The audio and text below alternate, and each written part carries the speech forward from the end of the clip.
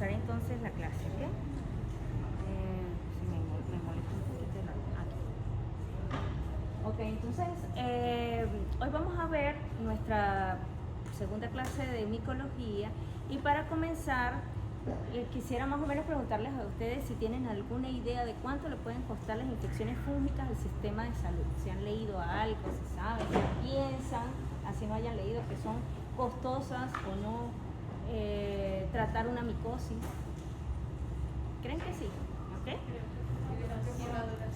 Ajá, digamos exactamente. Influye mucho eso porque los tratamientos normalmente son muy largos, ¿ok? Muy extensos.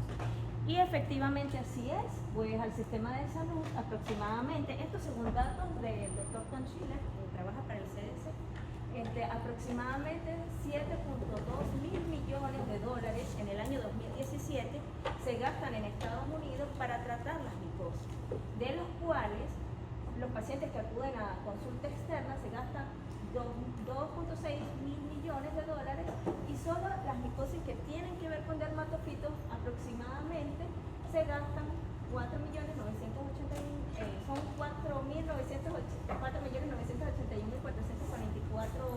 pacientes y esto es lo que genera. O sea, de 7.2 mil millones en el 2017 de gastos en general en micosis, 802 millones de dólares se gastan solo en micosis superficial. ¿Okay? Y si nos ponemos a ver, tanto en consulta externa que entran todas las micosis, que en este caso los dermatofitos se llevan la mitad de ese presupuesto. Ay, gracias.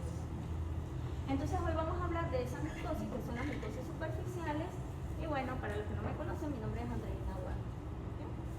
Entonces, como les comenté a mis chicos hoy en la actividad, las micosis son aquellas enfermedades que son ocasionadas por hongos y que se clasifican según la Organización Mundial de la Salud en el año 2023 en micosis superficiales, micosis profundas o localizadas, que es como llamamos aquí en la cátedra, pero que actualmente, desde el año pasado, ese nombre de micosis profundas, localizadas o subcutáneas pasó a ser micosis por implantación.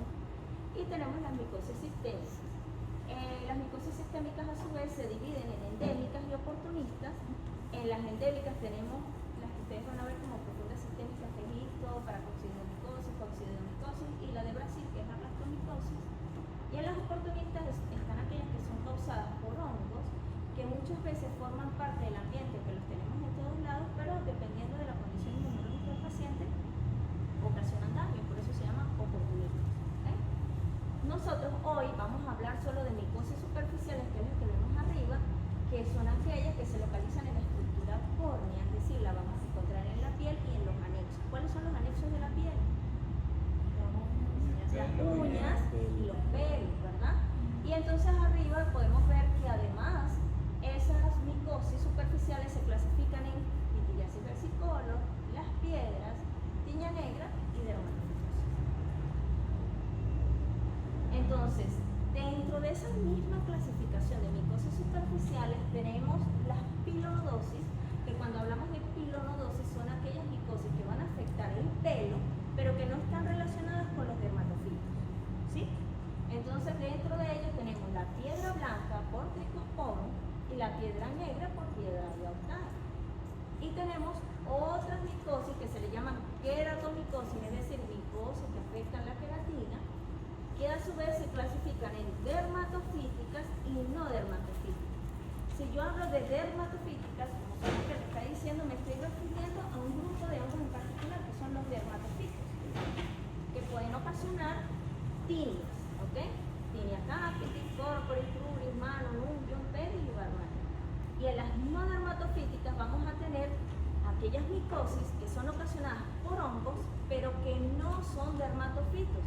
Y ahí es donde va a entrar pitiriasis y tinianita. Entonces, la piedra blanca afecta el pelo, pertenece a las pilonodosis y es ocasionada, ¿verdad?, por un hongo que se encarga de, o sea, no forma ascos ni estructuras así, sino es como una especie de liendre que ustedes pueden, digamos, lo ocasiona Trichosporum baeyeris, pero lo podemos ver en el pelo, en las axilas, en los vellos del cubi, etc. Pero normalmente hay gente que acude a aguas estancadas, aguas sucias, o sencillamente gente que no tiene un buen aseo ocasional. Y entonces a veces si le ven el cabello muy seborreico, y ven que son liendres, pero cuando los tocan no es un liendre como tal, sino que es como si fuera una pastita blanquita que está en el cabello adherido. Eso se llama piedra blanca. Y nosotros, para poder hacer ese diagnóstico, tomamos cabello de esa persona, se corta con tijera, lo vemos, lo ponemos al microscopio entre lámina y laminilla, lo observamos para ver este ataque que ustedes ven aquí. Este sería el pelo y se ve una estructura blanca que está adherida allí. Nosotros podemos sembrar el pelo, de hecho aquí se ve cómo el cabello está sembrado y empieza a crecer el microorganismo. Si nosotros le hacemos un examen directo, podemos ver estas hijas que están aquí. Entonces, en piedra blanca, nosotros podemos ver que cuando se cultiva esos pelitos, vamos a ver colonias blanquecinas, cremosas, a veces son cerebriformes. En el caso de piedra negra, que también es una pilonodosis, es ocasionada por piedra iodada. Entonces aquí tenemos el pelo, vemos la estructura y este es el único hongo de importancia médica que se reproduce sexualmente. Todos los demás de manera asexual. Y el único sexual en el humano es piedra negra, que forma un asca, una estructura muy fuerte en el pelo, que no es común verla en todos los pacientes. Los que tienen son los pacientes del Amazonas, sobre todo los indígenas, porque eso le proporciona estatus. Entonces ellos tienen el cabello con muchísimas ascas y cuando chocan tienen sonidos y eso, o emiten sonidos porque chocan unas con otras, y para ellos es súper importante porque están como en un estándar en particular, ¿okay? Entonces se puede observar, se toma un pelito de ellos, ¿ven? Se coloca entre lámina y laminilla, siguiente, y, no, perdón, anterior, no tengo la imagen. Entonces uno lo que hace es colocarle el microscopio, impresiona el asca, esa estructura gruesa que está allí, y vamos a ver ascas con las esporas en su interior. Entonces es poco frecuente, pero para que sepan que existe. Siguiente. Tenemos otra lesión no dermatofítica que se llama tinea negra o tinea nigra, que es una micosis producida por hongos de matiáceos. De matiáceos son hongos que tienen color propio, es decir, que producen tanta melanina que se ven de color marrón. Eso es muy común en pacientes que visitan playas de climas cálidos, sobre todo los que están en la costa, porque es un hongo que le gusta mucho la salinidad. Y entonces ustedes a veces pueden ver a los pacientes con unas máculas en la palma de las manos y en la planta de los pies, y que muchas veces solo con un raspado se vienen esos honguitos. El siguiente. Y cuando nosotros lo cultivamos, podemos ver que él crece como una gota de petróleo, muy negro, muy oscuro, es un hongo con color propio, que si nosotros le colocamos un colorante, él no va a tomar esa coloración porque él ya tiene su color pigmentado. Y lo vamos a ver como unas hifas, ¿verdad? Que son tabicadas, como lo pueden ver aquí, pero que tienen unas comillas con un C. Siguiente. Y tenemos, esto sí es más frecuente, la pitiriasis versicolor, que es ocasionada por un complejo que se llama complejo Malassezia-CPP. Se dice Malassezia-CPP porque hay muchísimas especies. De hecho, allí en la lámina tengo 18 especies, pero ya se han identificado mucho más, y las más frecuentes son Malassezia furfur, Sympodiales principalmente. Y entonces se caracteriza porque en los pacientes, sobre todo en el tórax, en miembros superiores, en el cuello y en la cara de los pacientes, la pitiriasis versicolor puede ocasionar unas pequeñas lesiones que son máculas, o a veces se ven como placas porque hacen unos bordes ligeramente eritematosos que muchas veces tienden a confluir, es decir, forman como una sola lesión blanca. Entonces en los pacientes que son de piel clara, normalmente las lesiones las vamos a ver oscuras o de color marroncito o rojiza, y los que son de piel más oscurita o tipo 4, los de tipo 3 o 4, las vamos a ver de color más claro. Entonces este es el mal llamado hongo de playa, porque siempre dice que los pacientes van para la playa y regresan y se contagiaron. No se contagian en la playa, sencillamente ya lo tenían, fueron a la playa y el hongo no permitió que los rayos ultravioletas pudieran broncear los melanocitos. ¿Okay? ¿Qué es lo que pasa? Que todos nosotros tenemos como microbiota Malassezia, ¿sí? Malassezia la tenemos todos, pero esa es nuestra microbiota. Pero si nosotros le proporcionamos condiciones como por ejemplo piel grasa, la persona suda mucho, hace ejercicio, utiliza bronceadores, y como ella es una levadura que es lipolítica, entonces le estoy proporcionando grasa, ¿okay? Y otra sustancia, y ella se va a multiplicar un poco más, porque es normal que si yo le tomo una muestra, cualquiera de ustedes puede tener esas estructuras, esa blastogonidia, pero no es normal que yo vea que forma filamentos. Entonces ya cuando forma filamentos ya tiende a ser patógeno y empiezan a formar estas lesiones que tienden a confluir y que cuando van a la playa se van a evidenciar mucho más. Que es muy controversial porque hay personas que dicen que no se contagia de una persona a otra. Puede que, o sea, lo que pasa es que todos nosotros la tenemos. Simplemente quizás le llevamos una carga fúngica adicional, pero si la otra persona no tiene piel grasa no debería ocasionar daño. ¿Sí? Siguiente. Entonces, cuando nosotros la observamos en el microscopio, la vamos a ver como una blastoconida, bien sea ovalada o redonda, y en muchas ocasiones hace hifas cortas, que muchos autores la describen como albóndigas con espagueti. Siguiente. Hacen alteraciones en la inmunidad humoral, normalmente en pacientes que tienen condiciones como mayor producción de inmunoglobulina G, algún defecto en las linfocinas, digamos que este microorganismo pudiera proliferar un poco más. Entonces aquí es donde ustedes pueden ver piel blanca con estas lesiones que confluyen, normalmente tienen un borde ligeramente eritematoso, ¿okay? Como una plaquita que medio se eleva y que cuando ustedes le pasan la uña al paciente descama ligeramente. Siguiente. Ahí tienen una... Ajá. Entonces, ¿qué es lo que pasa? Que en muchos pacientes, digamos que el microorganismo convierte el ácido decarboxilo en ácido acelaico y inhibe la dopamina, por eso es que no se van a colorear bien lo que son los melanocitos. Tiene además este microorganismo unos metabolitos que son lipídicos, que se llaman pitiriacina y la pitirilactona, que son dependientes de la tirosina y por eso ellos van a tener una competencia por el melanocito y es por esa razón que ustedes van a ver esas máculas o esas plaquitas más blancas. Pero cuando son más hiperpigmentadas es porque los melanosomas van a aumentar ese tamaño porque van, digamos, a competir por las mismas sustancias por las que quiere competir la levadura. Y entonces existen factores que van a predisponer a esas pacientes, como por ejemplo la desnutrición, influye muchísimo, el embarazo, el calor, todos esos cambios hormonales hacen que ese microorganismo que quizás no hacía daño, probablemente lo haga más adelante. El uso de cremas y bronceadores grasos, por lo que les dije, tiene sustancias grasas y si hay grasa, prolifera más. En los adolescentes y en los adultos jóvenes se puede evidenciar. En cuanto al género, es más frecuente verlos en hombres, pocas veces ver las mujeres, quizás los hombres suelen ser mucho más deportistas que las mujeres, no hay que ver, y normalmente en piel grasa o excesivamente sudorosa. ¿Qué hacemos nosotros cuando vemos un paciente así? Primero hacemos un diagnóstico clínico, vemos dónde se encuentran localizadas esas lesiones. Después podemos utilizar una lámpara que se llama lámpara de Wood. Esa lámpara de Wood consiste en emitir una frecuencia de luz ultravioleta con una onda de 365 aproximadamente.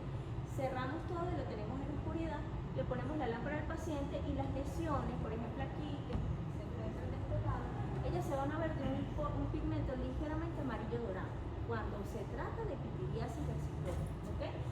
Y aquí vemos las máculas, entonces las seleccionamos y posteriormente vamos a tomar muestra. Siguiente. La muestra consiste en colocarle cinta pegante, esa técnica se llama técnica de Porto o del Scotch tape. Entonces uno coloca la cinta pegante en las lesiones de la paciente, normalmente la cinta debe ser un poco mayor del tamaño de una lámina portaobjeto y lo que hacemos es quitarla. Si es una pitiriasis, cuando ustedes la levanten y la colocan atrás nubes, ya va a quedar como una impronta, como que si fotocopiaran la imagen. La levantan y va a quedar exactamente el mismo círculo, con una pequeña descamación y eso les orienta a que es una pitiriasis versicolor y no otro tipo de pitiriasis que también pueden estar presentes, pero sería por hongo en todo caso. Siguiente, ahora sí. Entonces, identificamos las lesiones. Siguiente. Usamos la técnica de Porto del spot tape para tomar esa muestra y hacemos el signo de la uñada que con el spot tape pasar así ligeramente por las lesiones en la uña y se va a descamar. ¿Okay? Cuando nosotros colocamos esas láminas, o sea, la lámina portaobjeto, como ven aquí, ustedes aquí uno pone la cinta pegante encima y le colocamos azul de metileno o KOH, tinta Parker. Y ellas se van a colorear y lo vamos a ver así, las toconillas, gemantes pequeñitas, redondas, y estas estructuras que ven aquí son hifas. Ellas normalmente tienden a conglomerar. En una persona normalmente sana, nosotros podemos ver una o dos, pero lo que no es normal es ver en ese paciente que hayan cúmulos y mucho menos que haya célula facial, es porque está siendo patógeno ese microorganismo que era microbiota, ahora sí se está convirtiendo en patógeno para el paciente. ¿Okay? Ajá, siguiente. Este es un paciente que llegó a consulta y nosotros, bueno, yo pensé que podía tener una pitiriasis, perdón, una tinea corporis y una pitiriasis, pero cuando lo veo y lo palpo no tenían bordes cercenados, entonces tenían las lesiones como narcisos, o sea, no se sentía que realmente era una placa, pero había lesiones claras y lesiones oscuras. Y cuando le hice el directo, tenía dos tipos de imágenes. En las lesiones claras tenía puras hifas, y en las lesiones más oscuras tenía las toconillas y tenía hifas cortas. Entonces, esto es una pitiriasis versicolor, o sea, en un mismo paciente, como su nombre lo dice, versicolor puede tener hasta dos tipos de pigmentación. Es el mismo paciente, pero en las lesiones que eran más claritas solo había hifas, y en las que estaban más oscuritas había hifas y toconillas. No cultivamos este hongo, ¿sí? Simplemente lo agarramos, lo vemos al microscopio, y si vemos esas estructuras decimos el paciente tiene pitiriasis versicolor y se trata al paciente con tratamiento. ¿Okay? Se toma una dosis, en esos casos se le manda itraconazol, que tiene que correr, que tiene que sudar, porque la idea es que el paciente a través de las glándulas o de los poros sude tanto y se distribuya, digamos, el antifúngico en la piel, y ese paciente no se puede bañar. ¿Okay? Por lo menos ese día no se puede bañar para que el antifúngico haga efecto. Había un doctor que incluso los mandaba, los colocaba papel parafilo para que sudara lo más posible para que pudiera eliminar pronto el microorganismo. ¿Okay? Bueno, mira las toconillas, que son súper pequeñitas, redonditas, se colorean azul, entonces es facilito de hacer. Si tienen algún paciente que quieran traer, pueden hacerlo. En el caso de la pitiriasis podemos hacer diagnóstico diferencial con otras. Es decir, no son blancas, sino son más rojizas. Esa se llama pitiriasis rosada y está asociada a problemas inmunológicos. La pitiriasis es algo que ven en la esquina, es muy común, lo van a ver en los niños, que les dicen que les salen solecitos o que les salen en los bracitos, pero normalmente es porque los niños no usan a veces protector solar. ¿Okay? El vitiligo, pero el vitiligo es muy evidente, ¿okay? Y el eritrasma, que solo se va a presentar en las axilas o en la ingle, pero si uno coloca fluorescencia con lámpara de Munt, él va a brillar de color rojizo, entonces no descartaría los diagnósticos. También se debe hacer diagnóstico diferencial con psoriasis, dermatitis seborreica, que es frecuente porque es ocasionada por el mismo hongo, pero la dermatitis seborreica la van a ver en la frente de los pacientes, porque los pacientes tienen mucha grasa en el cabello y ella va a proliferar y va a generar caspa, ¿okay? Y la caspa es ocasionada por malacesia, ¿sí? Pero para eso se utilizan champús que la van a controlar. Ajá, siguiente. Luego tenemos a los dermatofitos, que son un grupo de hongos filamentosos taxonómicamente, pero que tienen la capacidad de invadir la queratina, no solo del hombre, sino también de los animales, y ocasionan las dermatofitosis, que se llaman tinias o tiñas. Tiñas en griego y tiñas en español. ¿Okay? Topográficamente, los dermatofitos ocasionan daño al hombre desde la cabeza hasta los pies. Entonces, hoy les estuve comentando a los chicos que cuando vayan a clasificar las tiñas para efecto del examen, piensen primero desde la cabeza y vayan bajando para que no se le olviden, porque son 7. Tiña de la cabeza, luego llega la barba, luego la del cuerpo, luego la tiña de las uñas, la tiña de las manos, la tiña de la ingle y la tiña de los pies. Son 7, ¿ok? Para que no se les olvide, esos son los 7 sitios topográficamente afectados por dermatofitos. Siguiente.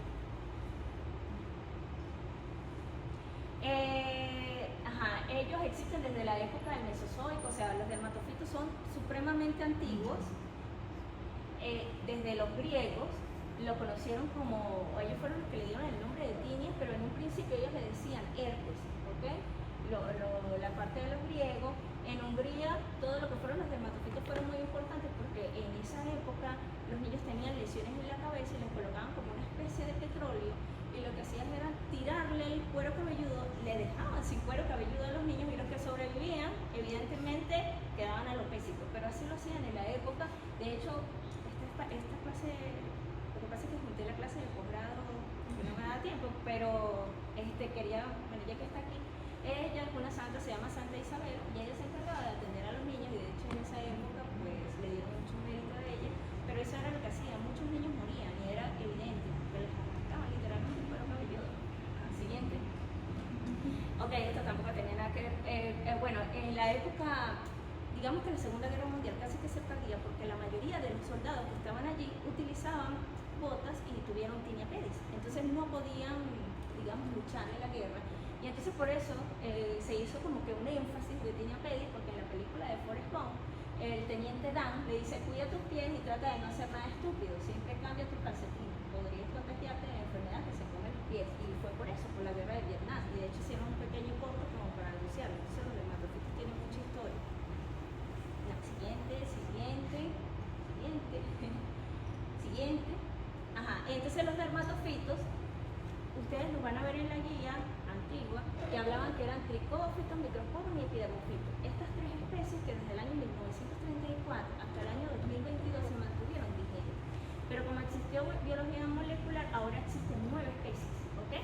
¿Cuáles son de importancia clínica? Siguen siendo las mismas de la guía: tricófitos, microsporum, epidermofitos, pero está la anixia y está parafitos y astroderma. Las tres que están abajo no se han visto muchos casos, sino más que todo en animales, pero existen.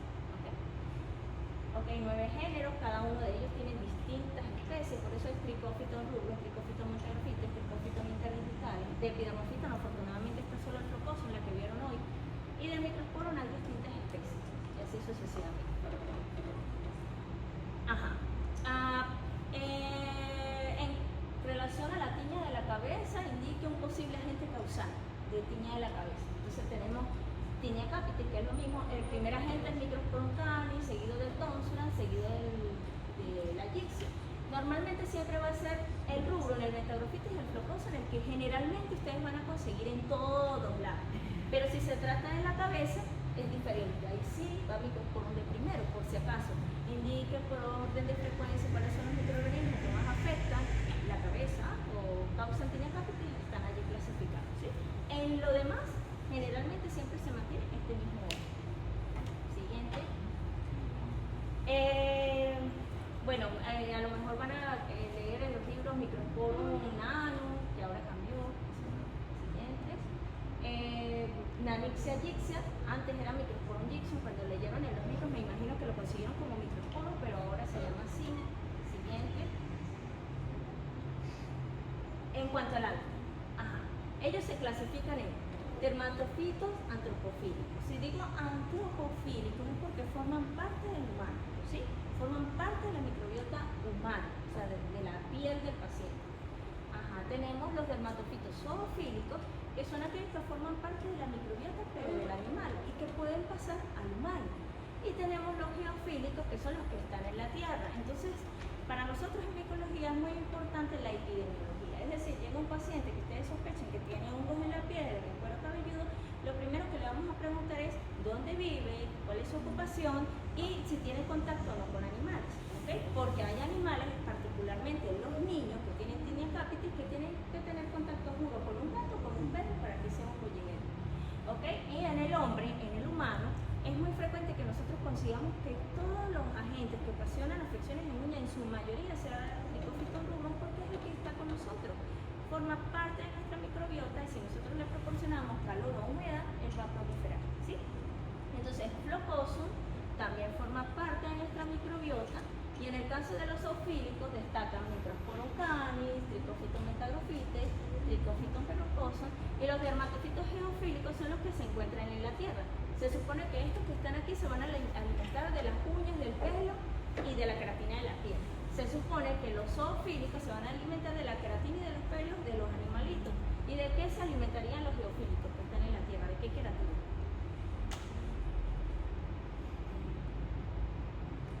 ¿Qué se les ocurre? De animales muertos, sí.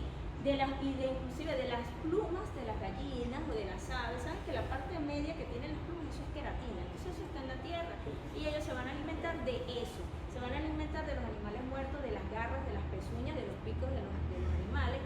Entonces, ¿qué pasa? Un microorganismo que esté en la tierra, para desintegrar esa queratina va a actuar con mucha fuerza. Y si ese microorganismo tiene contacto con nuestra piel, que es tan suave, va a hacerlo con tanta fuerza que va a generar un proceso inflamatorio mucho más agudo. Entonces eso es importante porque nosotros vemos una lesión que sea demasiado inflamatoria y nos dice, no, yo trabajo en la tierra, yo hago esto, entonces ya uno va asociando al posible agente hasta que lo cultiva y ya obtiene resultados. la de la cabeza es una infección fúngica del cuero cabelludo y del cabello, con o sin pruritos. Hay niños que le pican, hay otros que no. Pierden el cabello, pero ya van a ver que no necesariamente es así, y se manifiesta principalmente en niños. Hola, ¿cómo estás, Martín? Estoy viendo a ver si están portándose bien y vienen para acá. Ok. Los tengo vigilados. Perfecto. Ajá, ¿por qué afecta principalmente a niños? Porque nosotros, normalmente la tinea capitis ustedes la van a ver en niños muy pequeños hasta los 12 años, porque nuestras glándulas sebáceas, nuestro sudor nos protege del hongo, pero los niños no tienen ácidos grasos de cadena larga. Como no tienen, entonces el hongo se aprovecha y por eso es que en ellos hay mayor tinea capitis. Ustedes no van a ver tinea capitis en un adulto, a menos que sea una persona mayor, una abuelita, que probablemente pudiera llegar a tener, que se inmunosuprime su sistema. Pero en los niños es muy frecuente. Entonces, desde meses, porque hemos tenido pacientes con meses de nacido hasta pacientes de 12 años generalmente. Y por eso nosotros siempre hacemos conciencia que a nosotros nos gustan mucho los perros, que nos pueden gustar los gatos, pero no deberíamos tener un perro y un gato en la cama. O sea, mucho menos en un niño, ¿ok? No, porque aunque a él no se le haya caído el pelo, ese microorganismo forma parte de su microbiota. Y si hay niños que están haciendo que ese niño en algún momento pudiera desencadenar una tinea capitis. No tengo nada en contra de los animales, pero se lo digo. Se presenta algunas veces después de la pubertad, alrededor de la menopausia, y los agentes causales más involucrados en microfono caries, tónsula, metabrofitis principalmente. Formas clínicas. La tinea capitis se clasifica en 3 formas clínicas. Una es la no inflamatoria tonsurante, que ahí tenemos la microspórica o placa y la tricofítica. ¿Qué pasa? Generalmente cuando los niños son afectados se va a formar una placa única, pero que después hace estas lesiones así, que eso se llama lesiones tipo satélite. ¿Ok? Siguiente. Pero también hay otra tinea, esa se llama tinea microspórica tonsurante. ¿Por qué se le dice tonsurante? Porque ella forma, ¿sabes lo que tiene el papa? Que el papa tiene una tónsula. Bueno, así normalmente se presenta la tinea. Y entonces los niños no es que perdieron el pelo, es que el pelo se pone de color gris, porque el hongo llega, se adhiere al pelo, llega al folículo piloso y luego va a formar como una estructura alrededor de la derlita y lo rompe. Pero no es que el niño es calvo, simplemente es que los pelitos están muy al ras del folículo piloso. Y entonces por eso se dice lesiones tonsulantes por el sitio donde se encuentra localizada, o como el anterior puede estar atrás pero se va a dispersar. ¿Sí? Y está la tricofítica o en puntos negros, que es aquí, que es cuando el hongo o el microorganismo invade el pelo, pero desde su interior, no alrededor del pelo, sino en su interior, y penetra en el folículo piloso y lo rompe desde abajo y no deja que el pelo salga. Entonces por eso se va a ver como un puntico negro allí. Es como que, no sé, agarran una muñeca y le quiten los pelos y quedan esos huequitos así tal cual se ve. Okay, siguiente. Y la inflamatoria o Kerrion de Celso, que es, por ejemplo, cuando nosotros tenemos una respuesta inmunológica, está bien que la tengamos porque eso nos defiende, pero si esa respuesta inmunológica se presenta con un hongo en cuero cabelludo, normalmente ella empieza a generar un proceso inflamatorio tan fuerte que puede llegar a dañar el folículo piloso. Nosotros tratamos de hacer diagnóstico lo más pronto posible, porque una vez que se forma el Kerrion, después no va a salir cabello, ¿sí? Entonces ya el niñito, por supuesto, se va a curar y demás, pero ahí va a quedar una alopecia para siempre. Y tenemos la fábrica, que es poco frecuente, que se presenta en adultos. Adultos, a veces ellos han tenido la lesión cuando son niños, no tienen tratamiento, pero su organismo fue capaz de contrarrestarle. Y después, más adelante, cuando ya están en su etapa, digamos, de adultez mayor, pueden volver a desarrollar. ¿Okay? Entonces tenemos la tinea capitis no inflamatoria o la seca, la inflamatoria, que es la que causa el tónsula o el Kerrion Celso. En la no inflamatoria vemos, como les dije, resumiendo, placas pseudolopécicas que pueden ser únicas o varias, con pelos cortos y blancos y muchas escamas epidérmicas. Y cuando es inflamatoria, los niños sí presentan fiebre, dolor, inflamación, a veces pueden tener afectada la parte ganglionar y se va presentando 8 semanas después de que ya haya aparecido la primera lesión. Esto es una cosita para mostrarles, porque sí, si quiere darle siguiente para mostrarle algo. Este es mi sobrino. Entonces mi sobrino desarrolló una lesión en cara que me llamó la atención porque tenía esa placa con este borde eritematoso y no tienen perros, no tienen gatos, no tienen nada, pero preguntaba con quién se la pasaba ese niño y que mi hermana observara a los niñitos que se la pasaban con él. Pues jugaba Nintendo con dos niños que cuando le revisaron el cuero cabelludo tenían lesiones pseudoalapésicas. Mi familia vive en Mérida, me mandaron la muestra para acá, la cuestión es microcíclicos prolongados. O sea, él tiene la capacidad de hacer bromas. De hecho, en los colegios, si hay un niño que está así, se presta gorrito, peine, cualquier cosa se lo puede transmitir a otro niño a través de la escama. Y como les digo, no hay ácidos grasos y se puede transmitir y puede ocasionar no solo tinea capitis, sino también tinea cortis. ¿Sí? Ajá, ya va la anterior. Esos hongos, además, pueden parasitar el pelo y ustedes lo van a ver. Bueno, si vieron al microscopio, ustedes vieron hoy que había un pelito y que tenía muchas artroponidias afuera o alrededor. Eso se llama ataque ectótico. Si lo hace adentro y ligeramente afuera, se llama parasitación o ataque ectoendótico. Y si está en lo interno, que es lo que hacen digamos, las tinnias tricofíticas, que son las que yo les dije que hacen un pelito y que no sale del folículo, ellos se ven así, solo por dentro. ¿Okay? Siguiente. ¿Esa alopecia puede mejorar con el tratamiento? Sí, se les da tratamiento tópico y, o sea, con champú, a base de itraconazol y grisofulvina oral. Pero para eso siempre, como les comenté a ustedes hoy, nosotros tenemos colesterol en nuestras células y los hongos tienen en su pared el colesterol, entonces hay que hacer primero las transaminasas, porque si ya tienen las transaminasas elevadas y hacen toque hepático, pues si el niño tiene las transaminasas elevadas, solo se da tratamiento tópico y no puede tomar. ¿Okay? Ajá, siguiente. El diagnóstico se hace. Bueno, este niño ya lo habían afectado, pero el diagnóstico se hace colocando la fluorescencia con la lámpara de Wood, ¿okay? Y si es Microsporum canis, él va a florecer de color verde, ¿okay? Porque él produce una sustancia que se llama tiridina y esa sustancia cuando el hongo va creciendo, él la produce y si le ponemos una luz de Wood, él va a emitir color. Por eso es que solo lo hace Microsporum canis. Siguiente. Exacto. Siguiente. La muestra se puede tomar de dos formas. Puede ser raspadito o puede ser por depilación. Es decir, buscamos los pelitos más cortos, pero lo vamos a tomar desde la raíz del pelo, ¿sí? Porque si no le va a doler muchísimo al niño. Siguiente. Y observamos ese pelo con KOH y tinta Parker al microscopio cultivado. Ahí creo ya. ¿Qué necesita? Esto es un video que yo grabé para que ustedes vean cómo uno toma la muestra. Esta es la consola que yo les comenté. Uno lo que hace es raspar el cuero cabelludo y va colocando todas esas escamas y los pelitos cortos, porque ahí se vienen un montón de pelitos, y lo colocamos en láminas por tapete y luego colocamos KOH y tinta Parker y a su vez tomamos más muestras para hacer cultivo. Siguiente. Cuando son niños muy pequeñitos, nosotros lo que hacemos es esterilizar estos cepillitos y los frotamos y luego sembramos y hacemos todo. Estos son los ataques, aquí vemos el pelo, ¿verdad? Y esto que está aquí son microconidias o artroponidias que son muy pequeños y este sería el ataque ectótrico y este sería el ataque endótrico. Ven estas estructuras, estas son hifas y harinas, pero que se encuentran en el interior del pelo. Entonces sería ataque ectótrico, ataque endótrico.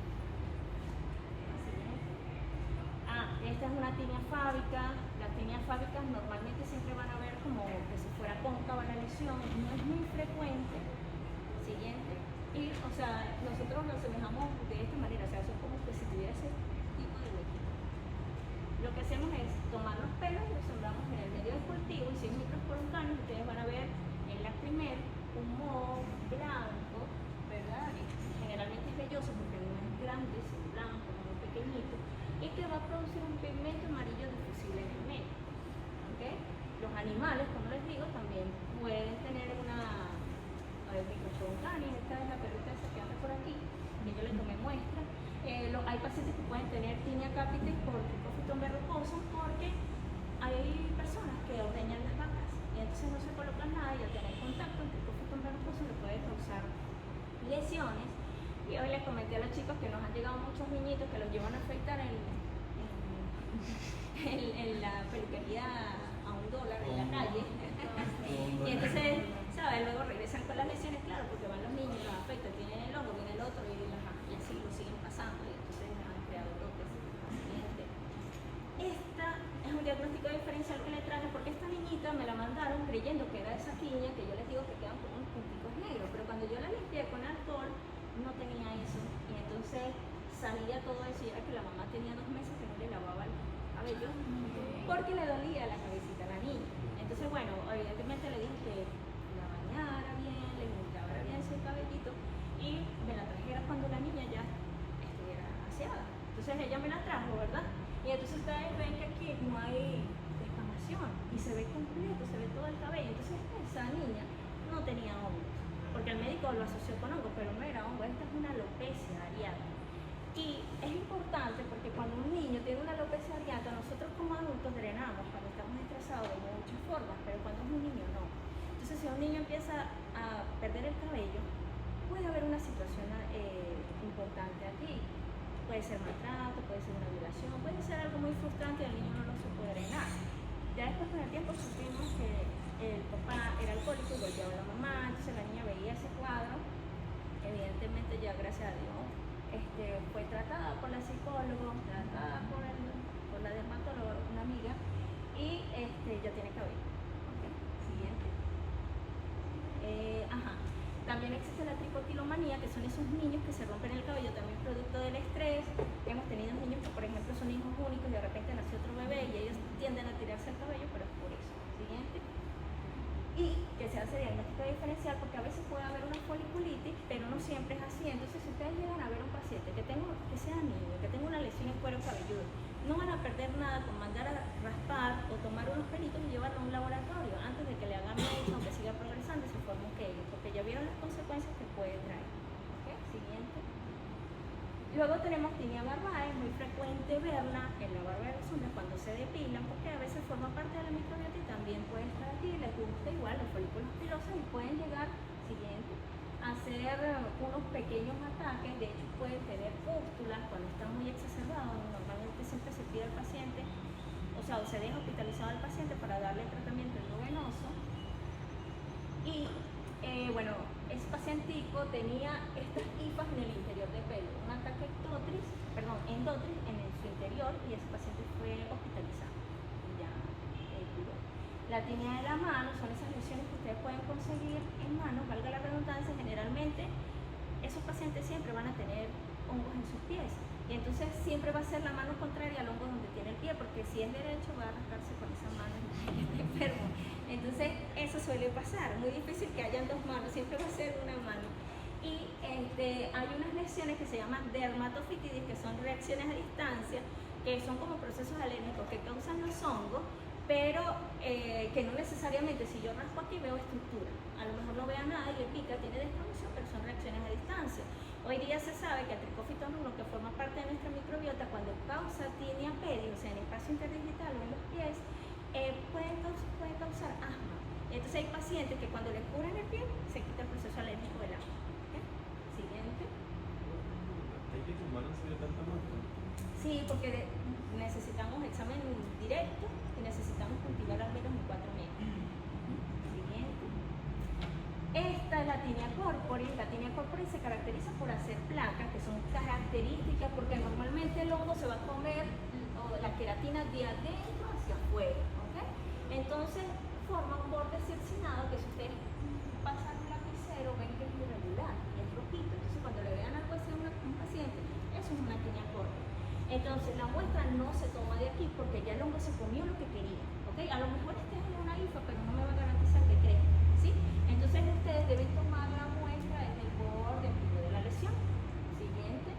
Esta es muy inflamatoria y entonces cuando son así tan inflamatorias y tan rojizas uno puede pensar si estuvo en contacto con un animal.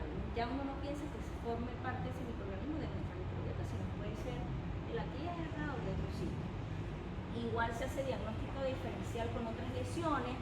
Con candidiasis cutánea es importante porque esta es una micosis que no está clasificada en un sitio en particular, pero que nosotros podemos verla en los sitios donde hay pliegues. ¿Y qué lo diferencia de la tinea corporis? Que ellos hacen unos satélites, unas lesiones muy a distancia y a veces tienen pústulas y son muy húmedas.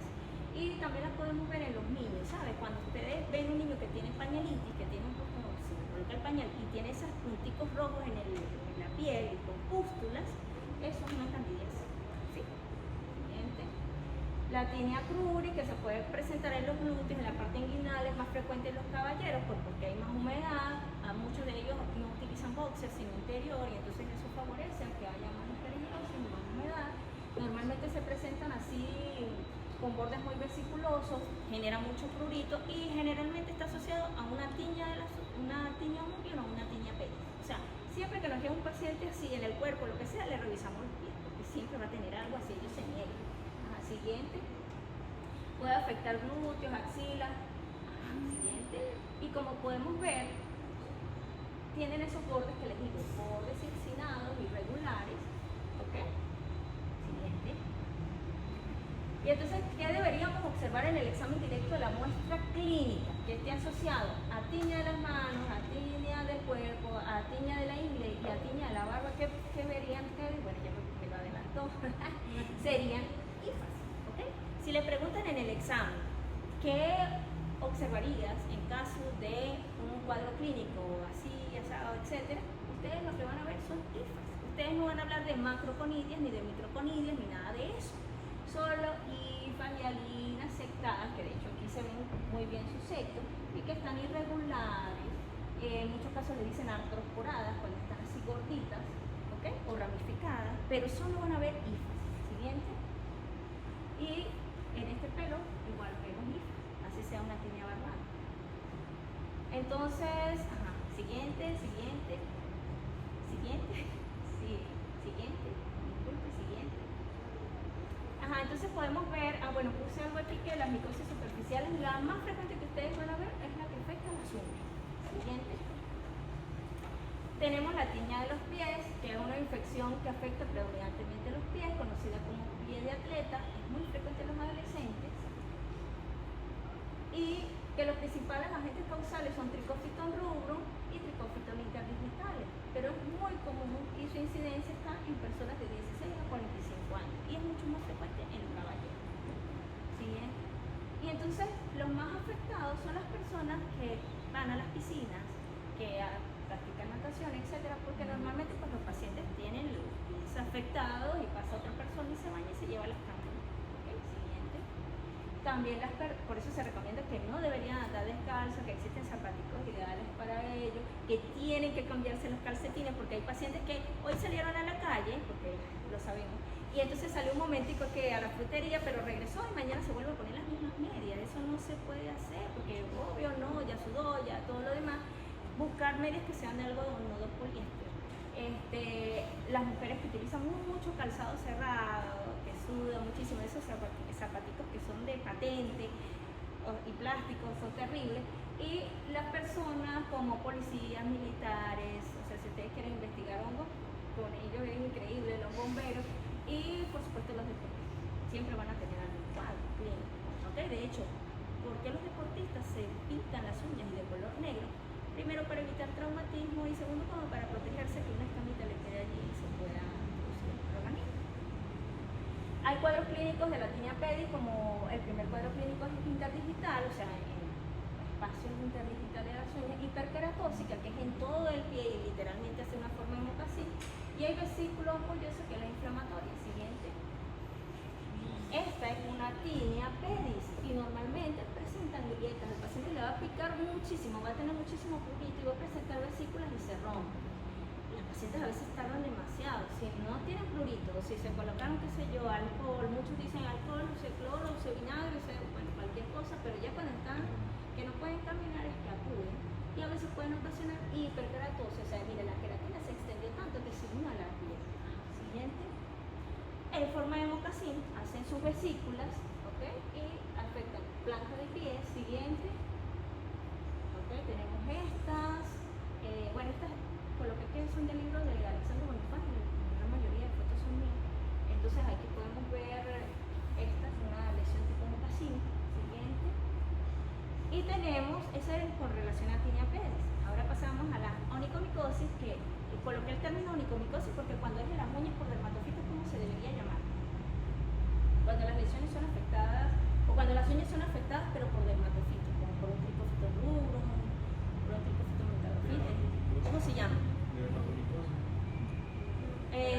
No dermatomicosis, sería una la dermatofitosis, pero ¿cómo se llama cuando es en la gente? Tinea. Tenía un.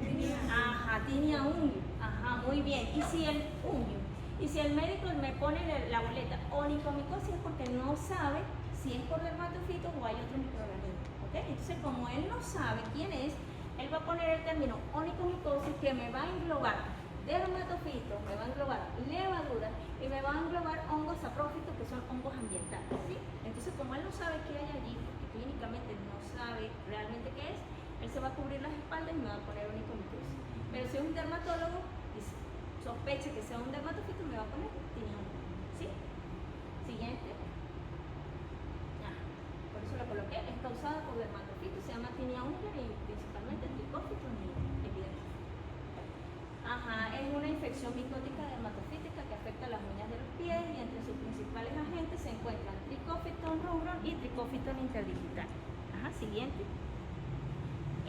Yo les coloqué esta lámina porque es importante que ustedes conozcan la morfología de la uña. Esto se llama eponiquio, la lúnula, que es la parte blanquecina, el paroniquio, que es donde afectan las cándidas, y la lámina unguial.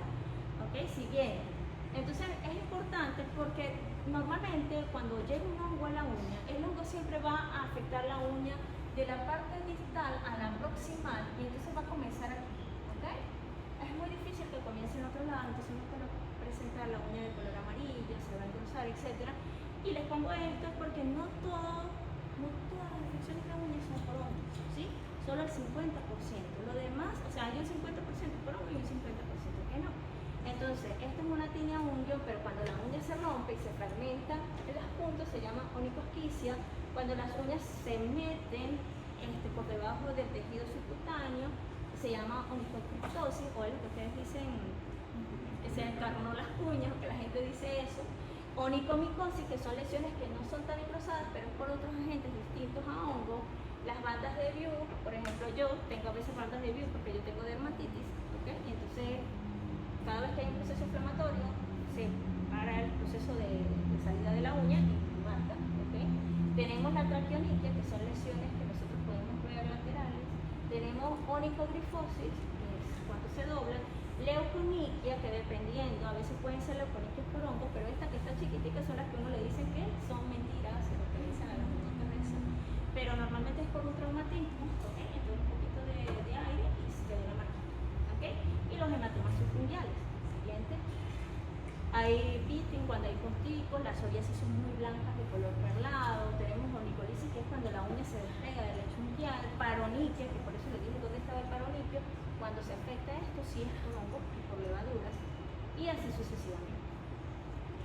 Ajá. Se clasifican en subunguial, si quieres le bajamos, las bajamos todas. Ajá, la subunguial está la distal, lateral y proximal, ¿ok? Que esta sería la distal, la lateral, ¿ok?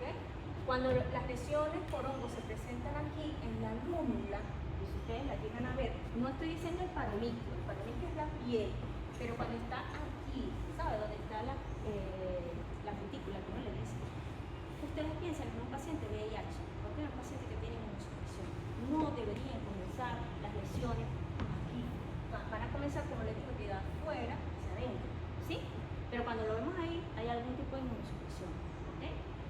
Puede ser distrófica total, puede haber paroniquia, que es la que le comenté, que es lo grande. ¿Cómo hacemos el diagnóstico?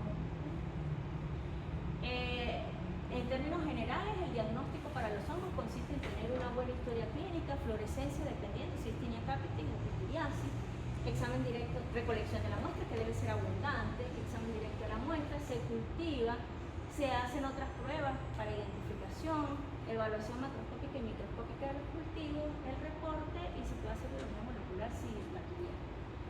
¿Qué le decimos al paciente cuando va a ir a tomarse la muestra? Que no se debe pintar las uñas, que no se debe cortar la uña, porque si se la corta, el primer trozo la tenemos que descartar y tomar lo que está por debajo. Entonces, si él se la corta, ya está contaminada. Entonces, ¿qué más le voy a cortar? O sea, necesita tener la uña larga. Que no se ponga talco, que no se ponga cremas ungüentos, que se lave bien los pies y que, por supuesto, vaya con calzado cerrado y medias a la toma de muestra. Siguiente. La historia clínica es fundamental, ya eso sí depende de ustedes, se queda flojera, son muchos pacientes, pero es importante para nosotros. Siguiente. Y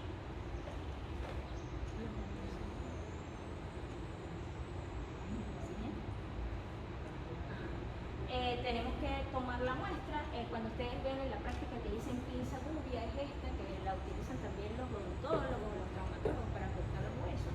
Con eso cortamos las uñas porque son muy engrosadas. Siguiente. Siguiente, siguiente. Entonces nosotros lo que hacemos es cortar o raspar, dependiendo de la lesión que nosotros tengamos. Siguiente. Entonces en los espacios interdigitales, generalmente aquí, a veces es mucho mejor tomar la muestra de este lado, así tenga las uñas afectadas y todas las muestras se siembran por separado. Es decir, yo no voy a utilizar una misma placa para sembrar muestras de uñas como muestras de pies, aunque quizás hay el mismo microorganismo. Siguiente. Estas son uñas, bueno, yo tengo acá esto otro, que estas no es de cortar, sino de raspar. Son uñas, bueno, que se escucha el sonido ahí. Son uñas que son blancas superficiales, que no tienen hiperkeratosis, entonces nosotros raspamos la mayor cantidad de muestra posible. Siguiente. Y si es por hemicotomía, eso es lo que hacemos, chicos. La uña está súper engrosada, quitamos con la pinza rubia el material que está por debajo y por eso la necesitamos larga, para tratar de tomar la mayor cantidad de uña posible. Este es un paciente con VIH, como les dije, no deben comenzar aquí, ¿ok? Esta es una paciente que tiene paroniquia, y si ustedes ven es muy diferente ver eso a ver esto. Este está inflamado, el paroniquio. Si ustedes le meten el bisturí, incluso puede penetrar fácilmente. Esto es por levaduras, ¿ok? Siguiente. Perforación vertical, se utiliza un Dremel, eso que utilizan en las uñas postizas y cosas así, para tomar muestras. Yo no lo uso porque, o sea, imagínense la cantidad de polvillo que va a liberarse y no quiero hongos por todos lados. Siguiente. Pero se utiliza, afecta en ruinas. Pero una duda. En el caso de una uña así de infectada y lesionada, ¿el tratamiento tópico ayuda? No, ¿verdad? tiene que ser tratamiento oral.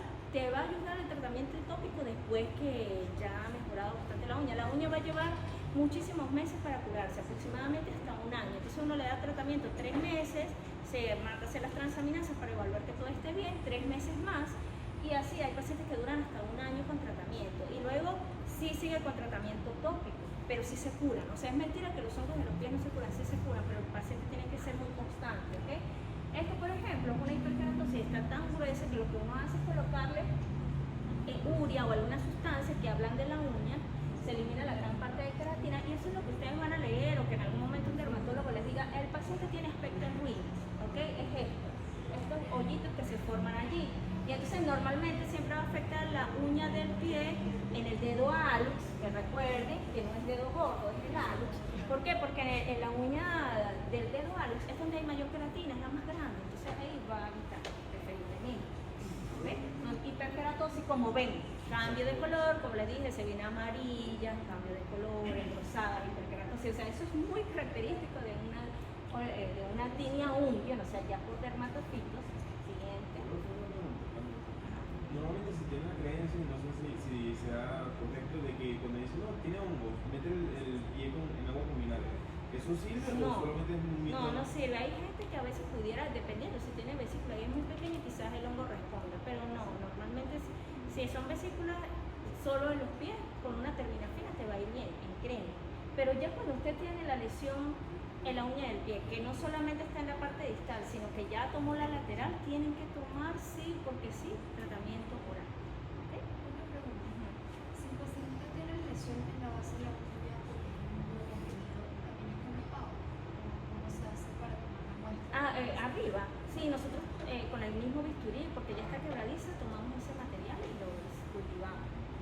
O sea, lo ideal es mandar entre 2 láminas por objeto, pero el material se pierde, etcétera. Yo prefiero que me lo manden en un recolector ABS. Siguiente.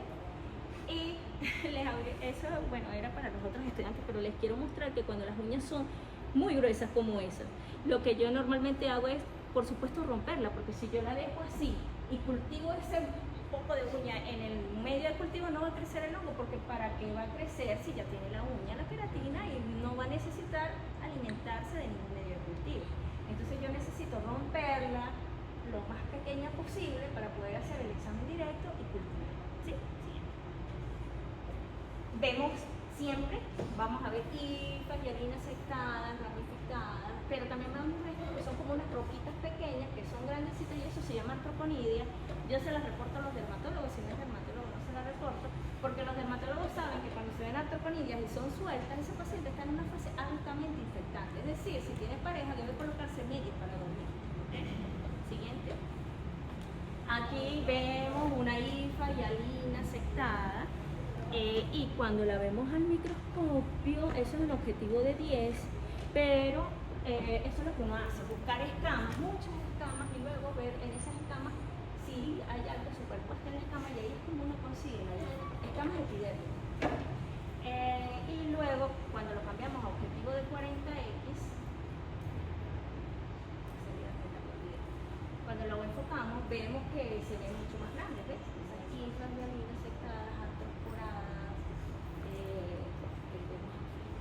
ramificadas, que son características de ese microorganismo, pero la buscamos en 10 y luego lo cambiamos a 40.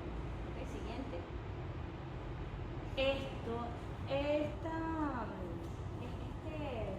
Esta lesión se llama dermatofitoma, es decir, el hongo comienza por acá y se forma muy clarito, y cuando lo vemos en el microscopio vamos a ver un montón de hongo. Eso se llama dermatofitoma, y en ese caso se le manda urea, porque si no se le manda urea, el tratamiento del paciente es tópico y oral. Como todas las hifas están junticas y es como que si fuera una bola fúngica, no va a penetrar el tratamiento, ni el tópico va a hacer nada. Entonces hay que buscar la forma de ablandar esa queratina y de sacar la mayor queratina posible para que se que no.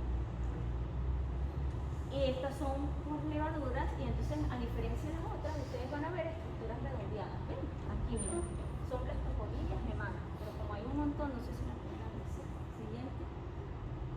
Y como les dije, hay otras onicomicosis causadas por hongos que no tienen nada que ver con ellos, pero si no, con los dermatofitos, pero si nosotros vemos un paciente así que no tenía tanta queratina, pero sus uñas eran marroncitas, y al microscopio yo vi esta cabeza aspergilar, y me creció a este aspergillus, y en el examen, en el cultivo y en el examen directo. Entonces ya esto me hace sospechar que sí es hepatógeno. Debería de tomar el pacientes que crezcan hongos distintos a dermatofitos una segunda muestra. ¿Okay? Siguiente. Este es un ataque al pelo tocri. Siguiente. Ese equipo que está allí se llama dermatoscopio, es muy importante para los dermatólogos. Siguiente. Porque si ellos ven con el dermatoscopio pelos en coma o ensortijados, están orientando que ahí hay una tiripatia. Siguiente. Son los bordes cercinados, entonces ellos podemos ver hifas hialinas. Los medios de cultivo que ustedes van a utilizar es lacrimel y saburó preferiblemente, y el villagar que vieron hoy es solo para levaduras. Pendientes con esto para el examen, porque si ven algo o una muestra en el examen directo del paciente, van a usar esta OH, tinta Parker, pero si este es el cultivo, van a usar el azul de cotón o de lactofenol, ¿sí? Porque a veces nos preguntan qué reactivo van a utilizar y se lo colocan mal, o sea, ya perdieron. Siguiente. Siguiente. Lo mejor es utilizar medio lacrimel para mí, porque hace pigmentos. Siguiente. Siguiente.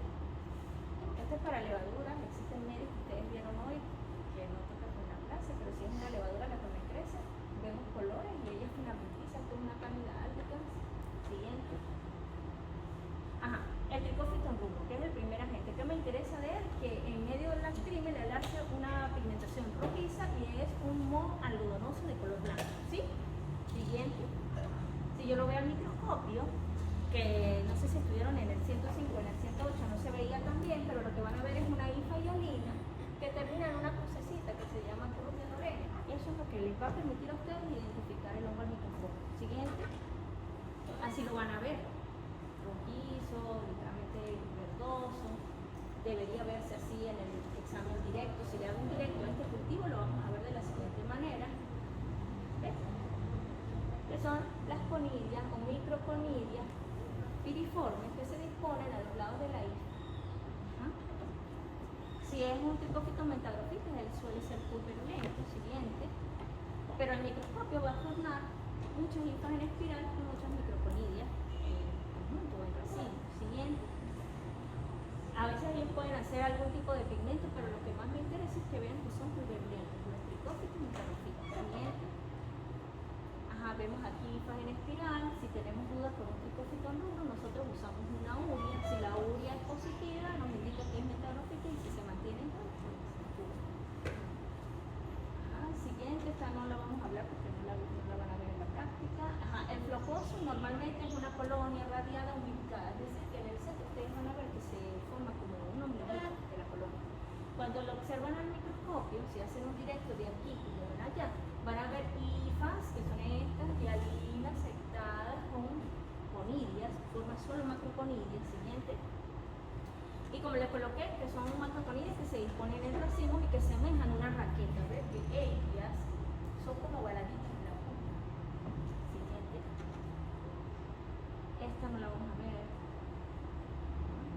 Y en el caso del microsporum canis, que es el más facilito, ustedes lo van a ver con un pigmento amarillo difusivo en el medio, de un modo blanco, velloso, radiado, que si lo ven al microscopio van a ver una macroconidia, ¿verdad? Fusiforme, sectada, que es diferente a la que les mostré anteriormente, que tiene rugosidad y que parece una embarcación tailandesa, si se ponen a ver.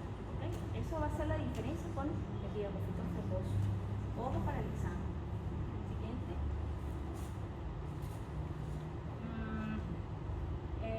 El microsporum audovine es un hongo que ha llegado aquí a Venezuela, pero en realidad forma parte de la microbiota de los estadounidenses. Pero también si los niños se comparten gorritos, hemos tenido casos y hacen estas hifas pectinadas en forma de almendra. Siguiente. Siguiente. Hoy día existen métodos automatizados, pero aquí en Venezuela pues nosotros no lo tenemos. El Magnitop es excelente, también contamos con él. Biología molecular no se hace. Siguiente. El reporte, chicos, es súper importante. El reporte, lo que nosotros colocamos aquí es qué vemos en el KUH y qué vemos en el cultivo, más nada. Siguiente. Siguiente. Existen pruebas moleculares que se utilizan, pero sobre todo para gatitos y perritos. Siguiente, pero para el humano todavía nada. Y les quería comentar que hoy día existe un tricófito lindoteniae, que es de la India, pero causa tinea corporis súper inflamatoria, muy descamativa, entonces tenerlo en cuenta. No ha llegado aquí a Venezuela, pero es muy resistente. Siguiente. Esta es una paciente que, como les dije, micosis superficial es solo la epidermis, pero cuando va a tejido mucho más profundo tiene que haber una inmunosupresión, ¿no? Además la señora tenía evidentemente un lupus, y además de eso, pues la edad no ayudó, ¿okay? Pero por supuesto que con tratamiento se recupera. Siguiente. Y quería comentarles que este es un niñito que, así como les mencioné a mi sobrinito que comenzó con una lesión, a este niñito le sucedía igual, pero el médico le colocó esteroides, y los esteroides y los hongos no se llevan bien. Entonces, antes de indicarle un esteroide a una persona, sin saber si es un hongo, mejor mandarle a hacer un raspado o verlo al microscopio, porque en realidad era una tinea corporis, pero se extendía tanto que hasta le afectó los pelos. De hecho, en las cejas se aisló microsporum canis. Porque todo ha cambiado. Siguiente, porque ahorita hay más micosis que son diferentes, porque todo el mundo ahora adopta de todo. ¿Okay? Entonces hay otros microorganismos que tenemos rondando por ahí, que es el erinacea, porque es